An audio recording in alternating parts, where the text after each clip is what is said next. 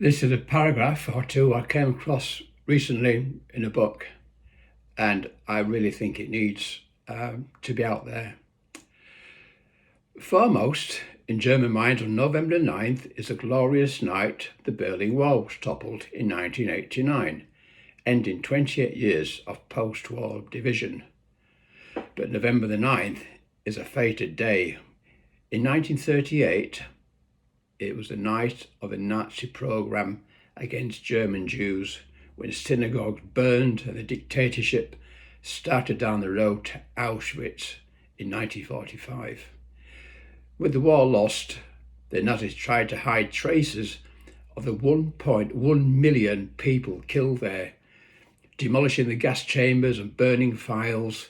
Holocaust deniers pounced on gaps as proof of the so-called Auschwitz lie, which is why the rediscovered testimony of camp prisoner Marcel Najari is so important. He described what he saw in a farewell letter to his family.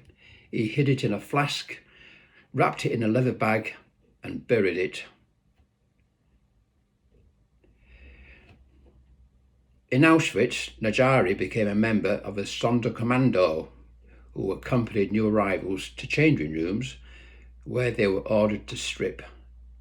After all were naked, they went into the death chamber where the Germans had attached pipes so they would think it was a bath, he wrote. After about 3,000 people were squeezed in, truly a sardine can of people, the doors were sealed. The gas canisters always came with a German Red Cross car and 2 SS men who shook the gas into the openings. He continued, after 6 or 7 minutes of martyrdom, they gave up the ghost. After half an hour, we opened the door and our work began.